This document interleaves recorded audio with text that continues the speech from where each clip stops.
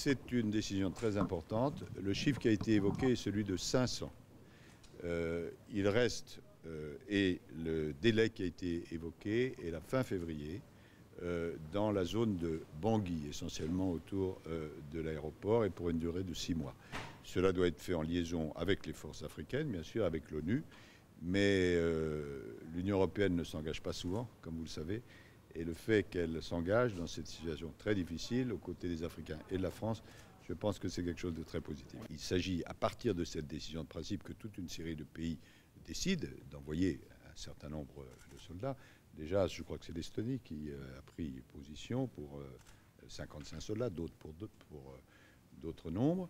Ils seront donc sur place. Il y aura un commandement qui sera situé dans le pays qui actuellement exerce la présidence de l'Union européenne, c'est-à-dire la Grèce.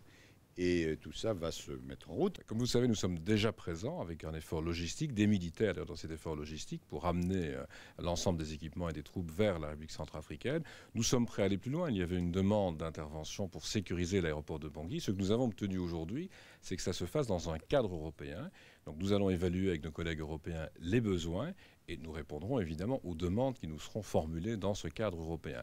Ce qui est important dans la démarche d'aujourd'hui, c'est vraiment de faire basculer des opérations nationales vers une opération européenne et donc aussi d'en répartir la charge. Je pense qu'il faut se rendre compte qu'on devra à l'avenir de plus en plus parler d'opérations européennes et imaginer que tout le monde contribue à ces opérations, soit dans le cadre militaire, soit dans le cadre humanitaire, ou les deux, puisque nous avons prévu aussi aujourd'hui de débloquer 500 millions de dollars pour venir en aide à la République centrafricaine, mais sur un plan plutôt humanitaire et de reconstruction.